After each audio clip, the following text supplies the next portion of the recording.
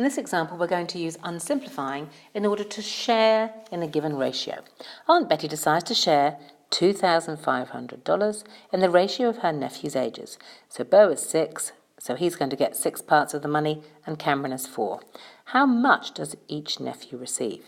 It might help us to start by drawing a picture of the situation. So Beau is 6, he's going to get 6 parts. So if this is Beau, he's going to get 1, 2, 3, 4, 5, 6, that's Beau. And then Cameron is going to get 4 parts, 1, 2, 3, 4.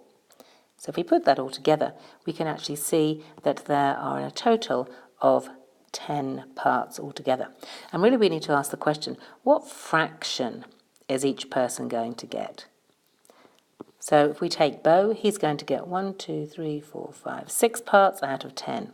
So Beau is going to get 6 out of 10 parts. So he actually needs 6/10 of the money.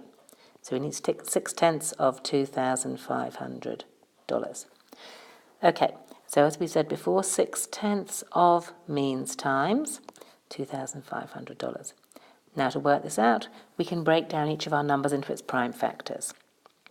6 is 2 times 3, 2 times 3.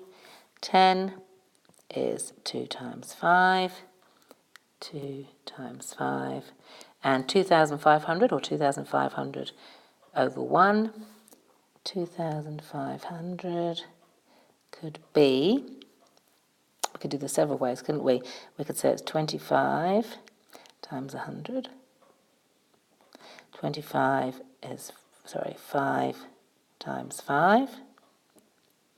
100 is 2 times 50. 50 is 2 times 25. And 25 is 5 times 5. So 2,500 is 5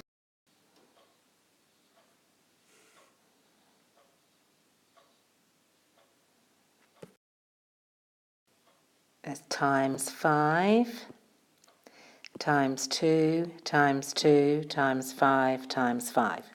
And now we're going to look and see whether we can actually cancel out or simplify anything. 2 divided by 2 is 1. 5 divided by 5 gives us 1, but nothing else can be cancelled or simplified down. So now we'll just have to write our final answer. Bringing all our numbers together on the fraction, we've now got 3, 5, 2, 2, 5, 5 over 1. So if we multiply that together, 3 times 5 is 15. 15 times 2 is 30. 30 times 2 is 60. 60 times 5 is 300.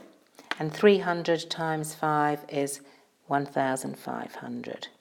So this means that Beau receives $1,500. And then we can just do a simple subtraction to work out how much Cameron receives.